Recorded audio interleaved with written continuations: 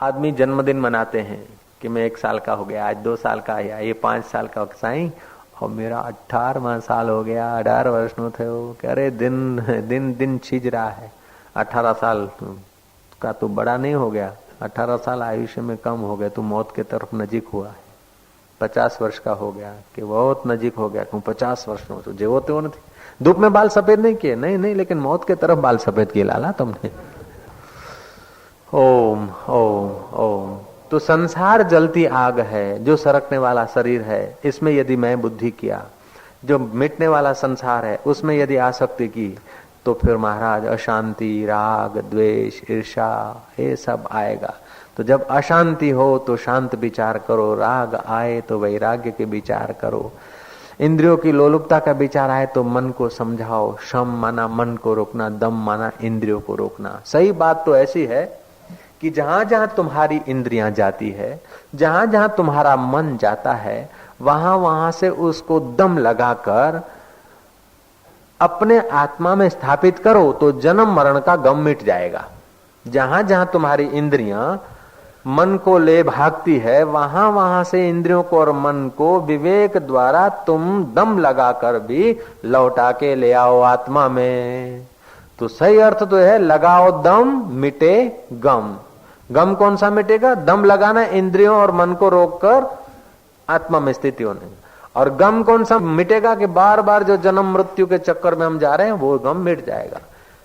बात तो सीधी है, लेकिन लोग जब सीधी लें तब तो सीधी होती है। सीधी बात को भी लोग टेढ़ा अर्थ ले लेते हैं। थोड़ा सा तंबाकू डालते हैं, थोड़ा सा गोली डालते हैं, थोड़ा सा चरस डालते हैं, थोड़ा कुछ डालते हैं, बोले लगाओ दम मिटे गम। मिटे गम नहीं है तो जीवन बर्बाद हो, बड़े गम है, मिटे गम नहीं है लाला। लगाओ दम मिटे गम। दम का मतलब है इंद्रियों, श्रम माना मन को रोकना है, दम माना इंद्रियों को शम दम आदि सुधा को पियो। अब मन को कैसे रोकें लाला जी? बाबा जी मन को रोकना तो चाहते लेकिन ध्यान नहीं लगता, मन रुकता नहीं है। भाई आदत पुरानी है, घोड़ा फास्ट है तो एकाएक रुकेगा नहीं, इसलिए इसको साइड दे दो, जरा सा लगाम थोड़ा घुमा दो। एकदम रोकोगे तो पहले के पैर जो है आगे के ऊंचे हो जाएंगे और तुम गिर पड़ोगे एकदम आम उभो रही जैसे शिवाजी महाराज नी जेम। कोट कूद्यो एवी रीते घोड़ो कूदवा मारशे भाई, એટલે एकदम कूदवा। तो एकदम घोड़े को तो रोकना मुश्किल है। घोड़े को एकदम रोको मत और एकदम छोड़ो मत। घोड़े के जो बागडोर है उसको थोड़ा सा लगाम को एक तरफ ढीला छोड़ दो और दूसरे तरफ खींच दो, तो क्या होगा कि राउंड घूम के वहीं पहुंचेगा जहां से चला था। हाँ कह दो ना ईमानदारी से। हाँ। और रोकोगे तो वहीं नहीं रुकेगा, 10-20 कदम आगे रुकेगा। लेकिन तुम्हारे पास युक्ति है तो लगाम थोड़ा घुमाओगे ना, थोड़ा अटकल से। जैसे आदमी वो ट्राई देने जाता है ना आरटीओ में, तो आठड़ा बना देता है, पास हो जाता है। तो स्टीयरिंग इस प्रकार का कर दो तो वहीं का वहीं, अथवा गोल राउंड बना दो, जीरो बनाना हो तो उस प्रकार का स्टीयरिंग करो कि वहीं का वहीं व्हील घूमेगा उतने ही उतने में। ऐसे ही तुम अपने मन का स्टीयरिंग जान लो, कैसे उसको घुमाया जाता है, फिर घूम फिर के वहीं आएगा, उसको पता भी नहीं चलेगा कि कौन सा उस्ताद मुझे चला रहा है। युक्ति से मुक्ति होती है, लड़ाई से मुक्ति नहीं होती है, पहलवानी से मुक्ति नहीं होती है। मुक्ति कहा गया युक्ति से मुक्ति, लेकिन उस युक्ति को छोड़कर हम लोग परिश्रम कर रहे हैं। कोई उपवास कर रहा है, कोई नंगे पैर चल रहा है, कोई खाना छोड़ रहा है, कोई घर छोड़ रहा है, कोई पत्नी छोड़ रहा है। पत्नी छोड़ सकते हो लेकिन पत्नी का चिंतन नहीं छूटता। घर छूटता लेकिन घर का चिंतन नहीं छूटता। धन छूटता है, धन का चिंतन नहीं छूटता है। देह छूट जाता है लेकिन देह का चिंतन नहीं छूटता है। चिंतन छोड़ना मुख्य है, वस्तु छोड़ना मुख्य नहीं है। ओम ओम। विषय को विष समान छोड़ दो। विषय को विष समान छोड़ दो का अर्थ ये नहीं कि तुम खाना पीना छोड़ दो, देखना छोड़ दो, सूंघना छोड़ दो। ये करो, होता है, छूटेगा कब? शरीर है तो सब होगा। ज्ञानी महापुरुषों का भी खाना पीना, जीना मरना, हंसना रोना सब होता है, हम लोगों का भी होता है। लेकिन हम लोगों का होता है तो बस नयन का चैन चुरा के चला जाता है और नींद हराम हो जाती है। जरा सा अनुकूल मिल गया, हा हा हा, गुलाब तो क्या श्रीनगर के गुलाब, ओह चश्म शाही, नैन का चैन चुरा कर ले गया वो चश्मा। देखो बढ़िया से बढ़िया देखो, लेकिन आखिर सोचो कि आखिर ये सब दिखने वाला है, जो दृश्य है वो अनित्य है, वो मिथ्या है।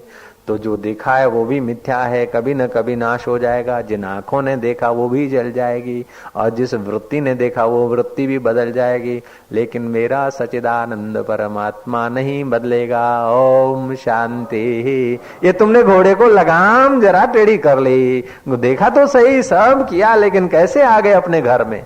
तो देखा, फिर सुना, कोयल जैसा आवाज है। क्या महाराज, कैसा सुंदर आवाज है, बढ़िया बढ़िया बढ़िया। लेकिन आवाज जिस कंठ से निकला वो कंठ प्रकृति का है, और जिन कानों ने सुना वो भी प्रकृति के है। थोड़ी देर एक दूसरे के, उसकी वृत्ति और अपनी वृत्ति, उसका गीत और अपना श्रोत दोनों मिले, जरा मजा आ गया। लेकिन मजा आकर चला गया। ये मजा तब आया जब मैं था, मेरा चैतन्य था, मैं तंदुरुस्त था, प्रसन्न था, तब मजा आया। तो मजे का आधार मैं हूँ, शिवोहम सच्चिदानंदोहम। तुम गीत सुनो फिर, लेकिन गीत सुन के धड़ाका कर दो कि शिवोहम सच्चिदानंदोहम, गीत का साक्षी हम। महाराज तुमने खाया भोजन बहुत बढ़िया बढ़िया, તુવરની દાળ ખૂબ ઉકાળી હોય, ખૂબ ખૂબ ઉકાળી, એટલે પછી અહીં ઉકળે તો ઠેઠ ક્યાં ખબર આપે કે હું ક્યાં ઉકળી છું? અને ખાધા પછી 3 કલાક સુધી એ ડકારો આવે કે હું અહીં બેઠી છું. હા કે તુવરની દાળ ને સાકરિયા લાડુ ખાધા. एक था ब्राह्मण देव, वो चले गए हरिद्वार। हरि के द्वार तो जाना ही चाहिए सबको। देखो हरि के द्वार जाना, दिल्ली के आगे जो हरिद्वार है वो तो ठीक है, लेकिन हरि के द्वार तो बाह्य हरिद्वार वो है और भीतर हरिद्वार तुम्हारा दिल है। दिले तस्वीरें हैं यार, जबकि गर्दन झुका ली तब मुलाकात कर ली, ऐसा हरिद्वार। उस हरिद्वार में तो ब्राह्मण देव नहीं गए, लेकिन वहां हरिद्वार गए जहां पंडा लोग होते हैं, जहां आत्मा होता है वो हरिद्वार नहीं, पंडा लोगों के हरिद्वार में गए। तो पंडा लोगों ने कहा कि आपको जो प्रिय चीज हो उसका त्याग करो, क्योंकि विषय का त्याग करना ही तो तीर्थ में स्नान करने का फल है।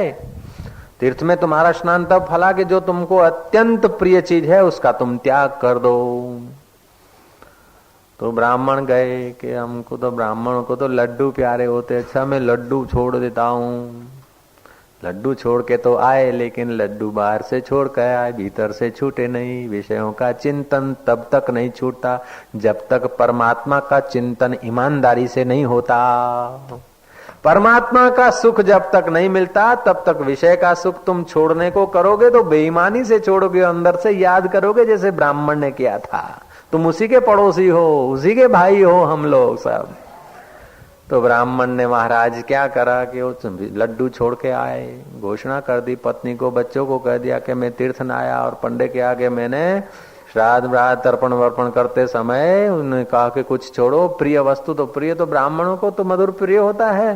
मैंने वो लड्डू छोड़ दिए। पत्नी ने कहा अब संभालना, खाना मत। बोले मैं तो छोड़ के आया हूँ, अब नहीं खाऊंगा लड्डू। पत्नी हंस पड़ी, बोले तुम क्या लड्डू छोड़ोगे, हम सब समझती हूँ। बोले तू क्या समझती है, आखिर तो मेरी पत्नी है, मेरे जितना तू नहीं समझती। कहीं हुआ पड़ोस में, कहीं 12 मासी कुछ हुआ होगा, भंडारा हुआ, और ब्राह्मण देव गए, पत्नी पास में बैठी है, वो इंतजार कर रही कि अब क्या हो रहा है। तो लड्डू बहुत पत्राले में आ गए। वो ब्राह्मण बोलता 2 रख दे। होम होम होम, चावल भी ले लिए, जो कुछ भंडारे में बट रहा था ले लिया। और पंडित कहता कि मैं ब्राह्मण हूँ, कोई जैसा तैसा आदमी नहीं हूँ, मैं बाधा करता हूँ और बाधा में कभी तोड़ता नहीं हूँ। लड्डू रखवा दिए, कहता मैं बाधा कभी तोड़ता नहीं। बाधा रे बाधा मारी माँ, लाडू पर थी उतरी ने दाल ऊपर जा।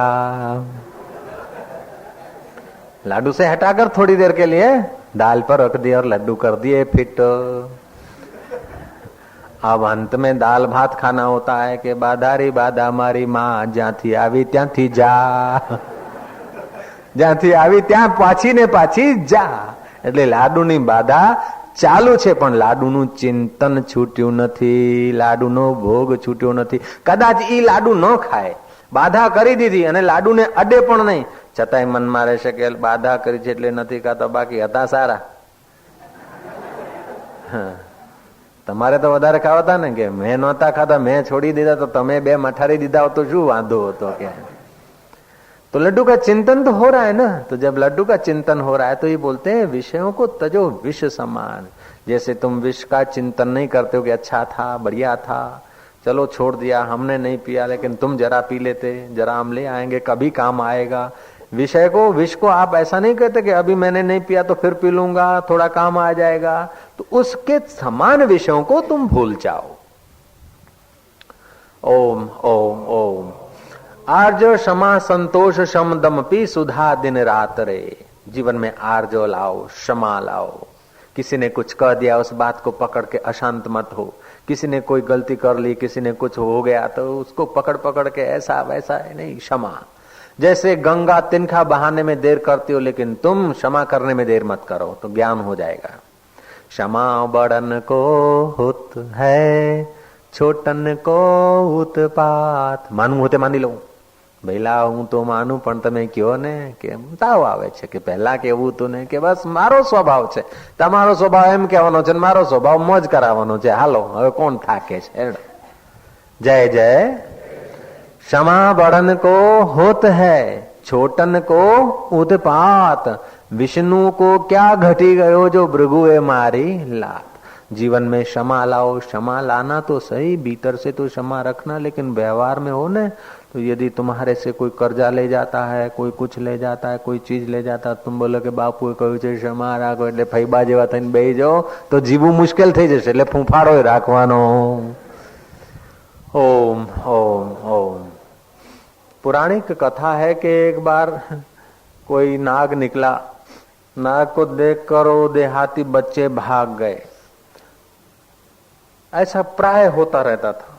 एक बार बच्चे भागे भागे लंबी लंबी श्वास लेते लेते भाग रहे थे, तो नारद ने पूछा क्या बात है. बोले सांप निकळ्यो छे, अमने करड़वा आवे छे, हैरान हैरान कर दीधो छे. तो सांप को जाकर नारद जी ने कहा कि तेरे को तो भगवान ने देख सर्प योनि में भेजा है, तू जरा शांत हो, जरा क्षमा सीख लेगा तो भगवान की शया बन जाएगा, शिव जी का श्रृंगार बन जाएगा. ये मनुष्य जन्म तो नहीं, लेकिन ये जन्म कोई बुरा नहीं है. तेरे अंदर विष है, लेकिन तू जीवन अमृत का बना ले तो अमृत स्वरूप परमात्मा तेरे को अपना शया बना देंगे. पागल, अब मेरा तो शिष्य बन जा. मंत्र दे दिया शांतिदायी. नारद जी ने मंत्र दिया और सर्प ने शिष्य होना स्वीकार कर दिया. महाराज अब तो सर्प शीतल शांत हो गया, बाहर निकले तो भी यूं फुफाड़ा न मारे, किसी को डंक न मारे. बच्चों ने देखा कि अब तो कुछ करता नहीं है, तो पूंछड़ी को हाथ लगाया तो कुछ नहीं हो, फिर धीरे धीरे इधर उधर हिलाया तो कुछ नहीं करे. बोले आ तो करड़तो નથી, आ तो आंधड़ी चाकण જેવો છે કે. तो फिर तो उसका सोटा बनावे, ऐसा वैसा करे. सर्प बेचारा खाने को बाहर कभी निकले तो देखे तो उसकी मजाक करे, मस्करी करे, उसको एकदम एकदम छिन्न में. तो सर्प तो दर में ही बिरमे उनांग बैठो जे, बाहर ही नहीं निकले. वो नारद घूमते घामते 12 महीने के बाद आए तो पतले दुबले सड़े गले अंदर दर में पड़े थे. नारद ने कहा बाहर आइए. बोले चला नहीं जाता. बोले क्यों? बोले आपने उपदेश दिया है ना, तब से मैंने डंक मारना, लड़ाई झगड़ा सब छोड़ दिया है, तो मेरे को खाने पीने के लिए बाहर निकलना भी मुश्किल हो गया. आपका मंत्र जपता हूँ. बोले मंत्र जपता है तो मैं तो तुझे भगत बनाने को कहा था, तो तू भगतड़ा बन गया. भगत जगत को ठगत है, भगत को ठगे न कोई. एक बार जो भगत ठगे तो अखंड यज्ञ फल होई. मैं तो तेरे को महाभक्त बनाना चाहता था. मैंने डंक मारने का मना किया था, तेरे को फुफाड़ा मारने का मना थोड़ा किया था. फुफाड़ा लगा था, वो पहले भाग जाते तो अपना जीवन जी लेता. तो भक्ति की रक्षा करने के लिए भी युक्ति चाहिए, ज्ञान की रक्षा करने के लिए युक्ति चाहिए, तंदुरुस्ती की रक्षा करने के लिए युक्ति चाहिए. ऐसे ही संसार सागर से पार होने के लिए भी युक्ति चाहिए. युक्ति से मुक्ति होती तो तुम्हारा मन चला गया, कहीं चित्र देखा, फिर देखो कि इस चित्र में स्याही है और पर्दा है, सिनेमा की बातें हैं. इन सिनेमा की बातों में वास्तविक घटनाएं नहीं, उन्होंने झूठ मूठ अदाय की, उसको सत्य मान कर लोग घूमे तो घूमे. तू क्या घूमेगा? एक बार देख ले, चल जान छुड़ा. हरि ओम तत्सत. आ बधु गप सप रण छोड़ो राय की. ये मन वश करने का उपाय है, कीमिया है. घोड़े की लगाम जरा सा टेढ़ी. आप भोजन कर रहे हैं, पानाय स्वाहा, पानाय स्वाहा, व्यानाय स्वाहा, उदानाय स्वाहा, समानाय स्वाहा, 5 प्राण हावी कर दे। मैं अन्न खाता हूं नहीं, तुम बोलो प्राणों को आहुति दे रहा हूं। मैं भोजन करता हूं, भोजन में अच्छा स्वाद होना चाहिए, कढ़ी और खिचड़ी, कढ़ी में हरी मिर्च होनी चाहिए। हरी आई तो क्या और काली आई तो क्या, लाल आई तो क्या, खाएंगे थोड़ी देर के लिए।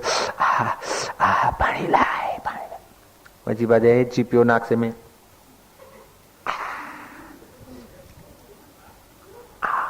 रोटली फंसाई, आप फंसा।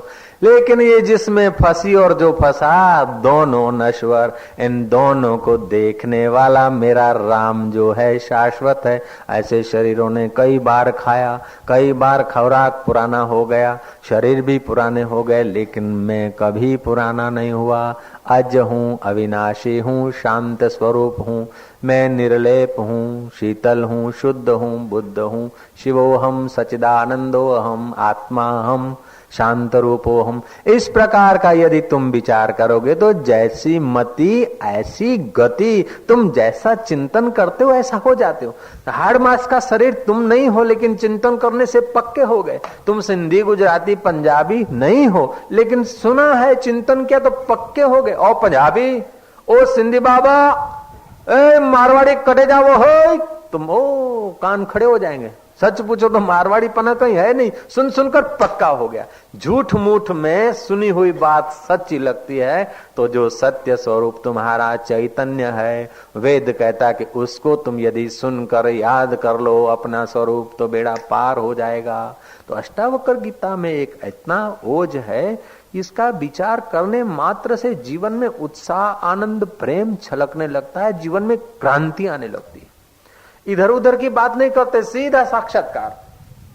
छोटी मोटी बातें तो बहुत सुनने की जगह हैं। आपके यहाँ पर आए, इतना दूर आए, अष्टावक्र जैसा, जनक जैसा संवाद सुनने को मिलता है।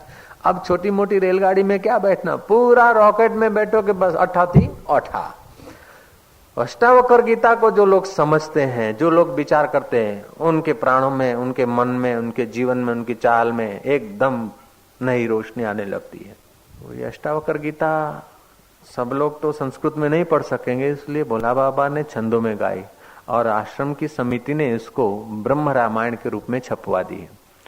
तो ब्रह्म रामायण के रूप में छपवा दी है। तो ये जो मोक्ष है तू चाहता विषम विषय तजतात रे, ये पहला ही उत्तर है अष्टावक्र गीता का दूसरा श्लोक, और छंद की भी पहली छंद है। हम लोग सब साथ में गाएंगे। जो मोक्ष है तू चाहता विष सम विषय तजतात रे, आर्जव क्षमा संतोष शम दम पी सुधा दिन रात रे, संसार जलती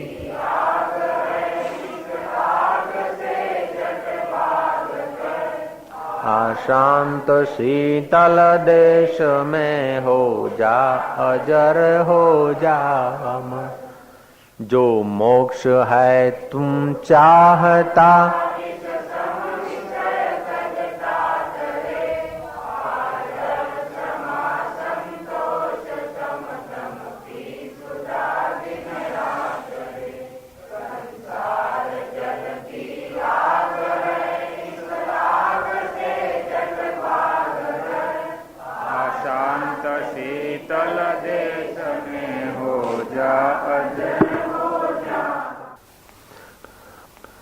कोई श्रीनगर या कश्मीर को शीतल शांत देश नहीं कहा। तुम्हारी चित्त की गहराई जो है ना, वो शीतल और शांत देश है। अष्टावक्र के जीवन में आता है कि वो 8 ही महीने के थे और ज्ञान को उपलब्ध हो गए थे। बुद्ध के जीवन में आता है कि वो माता के गर्भ से जन्मे, 7 कदम चल दी और उनको थोड़ा प्रकाश की बात आ गई, सनातन सत्याचार कह दिए। माता के गर्भ से जन्मे और चल दिए 7 कदम, और कहा कि जीवन दुखपूर्ण है, इसका उपाय भी है, दुख मुक्ति की खोज और मुक्ति हो भी सकती है। लाओ त्से जो थे वो 80 साल के जन्मे, माता के गर्भ में ही रहे 80 साल, पैदा हुए तो बाल सफेद हो गए थे। बाल सफेद होकर पैदा होना बच्चे का कोई बड़ी बात नहीं, लेकिन 80 साल तक माता के गर्भ में थे, ये कहानी है। अर्थात 80 साल तक, 80 साल की उम्र में वो नन्हे मुन्ने थे। जैसे माता के गर्भ के बच्चे को कोई चिंता नहीं होती खान पान की, सब माता के नाभि के द्वारा हो जाता है, ऐसे लाओ त्से के जीवन में कोई विषयों का चिंतन नहीं था, सहज में जीवन जी लेते थे। ऐसा भी अर्थ कोई लोग लगाते हैं। जीसस पैदा हुए तो पिता के साथ धंधा चलवाते थे, लकड़ी उठाते थे, लेकिन जब छोड़ दी बात को, विषयों का चिंतन छोड़ गया और भगवान का चिंतन करने लगे तो योग में उपलब्ध हुए। योग को उपलब्ध हुए, योग की शक्तियां पाकर जब अपने देश में आए तो लोगों ने स्वागत में उनके स्वागत में शहर को सजाया था। और जब लोगों का अधिक चिंतन होने लगा और वही लोग दुश्मन हो गए तो जीसस को क्रॉस पे चढ़ाया गया। जब क्रॉस पे चढ़े तो जीसस कह रहे कि हे मेरे मालिक, मैंने लोगों को क्या क्या दिया और लोग बदले में क्या क्या देते। जीसस मरियम के पुत्र हो गए। फिर दूसरी घड़ उनका चिंतन छूट गया और परमात्मा का चिंतन किया कि हे प्रभु, तेरी मर्जी पूर्ण हो, ये क्या करते हैं इसकी मुझे परवाह नहीं, लेकिन तू जिसमें संतुष्ट है वो होने दो। तो 2 मिनट पहले जीसस तो मरियम के पुत्र थे, जब ईश्वर में एकता कर ली, अंतर्यामी से तादात्म्य कर लिया, तो जीसस ईश्वर के पुत्र हो गए और आज तक पूजे जाते हैं। तो तुम्हारा जिसका जहां चिंतन होता है वहां तुम होते हो। तो शीतल शांत देश तो आत्मा है। यदि तुम आत्मा का चिंतन करते हो तो क्रॉस पर चढ़ते हुए भी तुम्हारे अंदर शीतलता होती है। और यदि तुम मित्र और शत्रुओं का और अपने और परायों का चिंतन करते हो तो महाराज तुम एयर कंडीशन में होते हो भी अंदर से न जाने कितनी कितनी हॉट कंडीशन में होते हो। एक सूफी फकीर हो गए पंजाब के तरफ, निर्मल स्वामी उनका नाम। वो बोलते हैं कि ब्रह्मज्ञानी के द्वार का कुत्ता होना भी भला है। साधक होना, शिष्य होना तो ठीक है, कुत्ता होना भी भला। न जाने कभी न कभी वो ब्रह्म विद्या तुम हजम कर लोगे। आदर होगा, ऐसी जगह हजार हजार मिलेगी, लेकिन ब्रह्मवेता के पास, गुरु के पास आदर न भी हो, सम्मान न भी हो, तुम्हारी बात काट दी जाए, तुम्हारे को चोट कर दी जाए, फिर भी आप उसमें बुरा मत समझना। आपको चोट होती नहीं है, आपकी मान्यता को होती है, आपके देह अभिमान को होती है। आदमी जब सुरक्षित होता है, अपने को सुरक्षित जगह पर ले जाता है, वहीं उसका पतन होता है। जापान में एक बूढ़ा आदमी वृक्ष पर लोगों को चढ़ाया करता था, सीधे वृक्ष पर ट्रेनिंग देता था। एक नवयुवक उस वृक्ष पर चढ़ने को गया, युवान था, उत्साही था, चढ़ गया। आखिरी छोर को, आखिरी डाली को पहुंच गया। बूढ़ा आंखें मूंद कर बैठा है, साथियों से गपशप लगा रहा है। वो जवान इतना चढ़ा कि वो आखिरी एकदम पतली डाली वहां पहुंचा है। देखा कि बूढ़ा बड़ा निश्चिंत है, मैं खतरे की जगह पे हूं, फिर भी वो कुछ संभाल नहीं ले रहा है। वो जवान को नीचे उतरना था, धीरे धीरे नीचे उतर के आया। करीब नीचे उतरना 20 फीट बाकी रह गया तो बूढ़ा ने एकाएक झांका, बोला संभाल के उतरना, खूब ख्याल करके उतरना। तो युवक समझ सके कैसे पागल है। जब खतरे की जगह थी, जहां संभालने की जरूरत थी, वहां तो आदेश दिया नहीं, वहां तो आंख मूंद कर बैठ गए, गप्पे सप्पे लगाने बैठ गए, देखते हुए भी अनदेखे हो गए। देखते थे फिर भी मुंह घुमा लेते थे। अब जब पृथ्वी के करीब आया हूं, अब गिरने का क्या नजदीक आ गया हूं, एकदम भूमि को छूने के करीब हूं और बोलते कि सावधान रहना। और उतरा और आके बूढ़े को कहा कि आप पागल तो नहीं हो गए? जहां शिखर पर था, जहां खतरा था, वहां तो आपने कहा नहीं सावधान, और बिल्कुल नजीक आ गए और आपने कहा कि सावधान, संभल के उतरना नहीं तो चोट लग जाएगी, संभल के उतरो, धीरे धीरे उतरो। जहां से संभलने को था वहां कह देते। बूढ़े ने कहा कि मैं बहुत पुराना आजमुदेगार हूं। जहां संभलने का होता है, जहां खतरा होता है ना, तो आदमी अपने आप संभलता है। जहां खतरा होता है ना, अपने आप सतर्क रहता है, और जहां खतरा कम हो जाता है तो उसे तसल्ली होती है, अब कोई खतरा नहीं, और वहीं दुर्घटना घटती है। जयराम जी की। तो जहां तुम्हें पुचकारा जाता है, जहां तुम्हें इधर उधर किया जाता है, वहीं दुर्घटना घटती है देह अभिमान की। वहीं जगत की आसक्ति और वासना और वाह वाह भाई डाया भाई कहवाया जीवन पूरा हो जाता है। और जहां तुम्हारे को सतर्क किया जाए, जहां तुम्हें चोट कर दी जाती है, वहां तुम अपने आप संभलते हो कि देखो ऐसी कोई गलती ना हो जाए, देखो ऐसा कुछ ना हो जाए। आप खूब संभलते हो वहां जहां खतरा होता है।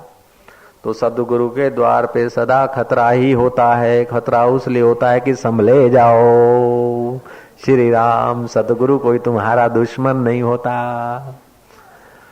ओम ओम ओम। कथम ज्ञानम आपनोति, ज्ञान कैसे प्राप्त हो सकता है, मुक्ति कैसे होती है, वैराग्य कैसे प्राप्त होता है, इस प्रश्नों का उत्तर मेरे आगे कहो प्रभु। अष्टावकर सोचते हैं कि लंपटू नहीं है, मूड नहीं है। मूड होता तो प्रणाम तक नहीं करता, मूड होता तो जिज्ञासा नहीं करता, विषय होता तो यज्ञ याज्ञ के बारे में पूछता, होम हवन के बारे में पूछता, स्वर्ग नरक के बारे में पूछता, इधर क्या हो गया उधर क्या हो गया यहाँ वहां की खबरें पूछता है। लेकिन ये आत्मा की खबर पूछता है। ज्ञानी भी नहीं है। ज्ञानी को असंभावना विपरीत भावना नहीं होती, ज्ञानी को संदेह नहीं होता। जैसे भगवान के नितांत प्यारे भक्त को क्रोध नहीं होता। तुकाराम संत कीर्तन करते थे, एक दुर्जन उनके कीर्तन में उसीलिए जाया करता था कि कुछ बोले, ऐसा कुछ बोले ताकि इनकी मैं निंदा कर सकूं, अफवाह उड़ा सकूं। कीर्तन में बोलना नहीं होता है, बोलना तो सत्संग में ही होता है। तुकाराम तो कीर्तन में मस्त रहते थे। बार बार आते आते उसने कोई मौका नहीं पाया। एक बार कुछ मौका मिल गया, उसके खेत में भैंस चली गई, भैंस की खूब पिटाई की उसने। तुकाराम को भी खूब गालियां दी। दूसरे दिन सत्संग में नहीं आया, कीर्तन में नहीं आया। तुकाराम उठे और पड़ोसी उस मित्र को जाकर प्रणाम किया कि कल भैंस आ गई आपके खेत में, मुझे क्षमा कर देना। आप मेरे से नाराज हो सकते, लेकिन प्रभु से तो नाराज मत होइए, चलिए कीर्तन में तो चलिए नाथ। ऐसी ऐसी क्षमा होती है महापुरुषों को, भक्तों को, साधकों को। श्रम और दम भी ऐसा होता है कि बैठे हैं परमात्मा के ध्यान और चिंतन में, घड़ी रख दी है, 1 घंटे तक बैठे रहेंगे तो जो संकल्प किया उस संकल्प को तोड़ना मत। जब संकल्प को तोड़कर आप उठ जाते हैं तो आपका तन और मन आपके ऊपर प्रभाव डाल देता है। जितना संकल्प किया उतना संकल्प तक बैठने का ही आग्रह रखो, चाहे मन लगो चाहे न लगो, चाहे ध्यान लगो चाहे न लगो। तो मन समझ जाएगा किसी मर्द के हाथ में आया हूं, अब मुझे आत्मा में बैठना ही पड़ेगा। जिस चीज को छोड़ दिया है उसको ब्राह्मण की नाई मत छोड़ना कि बाधारी बाधा, लाडू ઉપરથી ઉતરીને દાળ ઉપર જાન, દાળ ઉપરથી ઉતરીને ભાત ઉપર જાન, ભાત ઉપરથી ઉતરીને કચુંબર ઉપર જાન અને હતી ત્યાંની ત્યાં જા કરીને अपने विषय वासना को पोषने के लिए ये कमजोरी मत अंदर भरने देना। अष्टावकर जवाब देते हैं। वो पूछते हैं कि ज्ञान कैसे होता है, कैसे प्राप्त होता है, मुक्ति कैसे होती है, वैराग्य कैसे होता है। तो अष्टावकर कहते हैं मुक्तिम इच्छसि एतात विषयान विषवत त्यज, विषयों को विष समान छोड़ दे। क्षमा आर्जव दया संतोष, इस प्रकार की पीयूष को तो पी।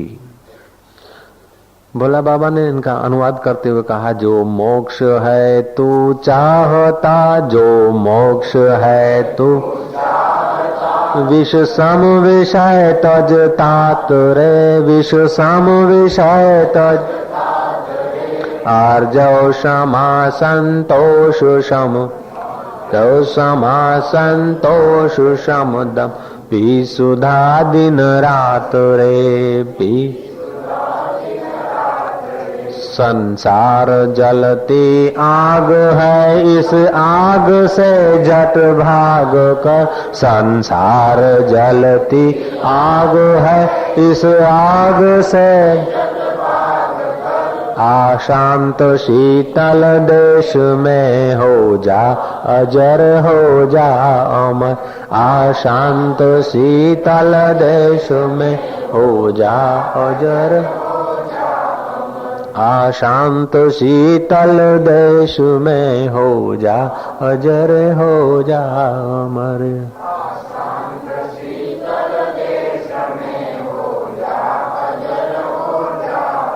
जब जब संसार का चिंतन हो, शत्रु का चिंतन हो, किसी मित्र की याद सताती हो, किसी धन की तड़फ सताती हो, तो अपने चित्त को समझाओ, शांत शीतल देश में ले आओ।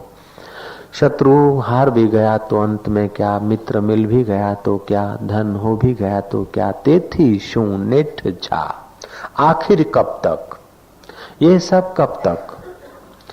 इस प्रकार की तुम यदि विवेकवती बुद्धि का उपयोग करोगे तो शीतल देश में जल्दी से आ सकोगे। नहीं तो जगत को रिझाते रिझाते जीवन पूरा हो गया। धन को कमाते कमाते कई निर्धन रह गए।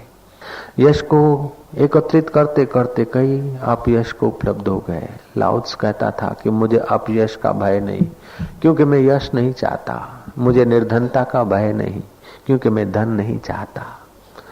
मुझे मौत का भय नहीं, क्योंकि मैं जीवन नहीं चाहता। जिसने असली जीवन पा लिया वो जीवन क्या चाहेगा।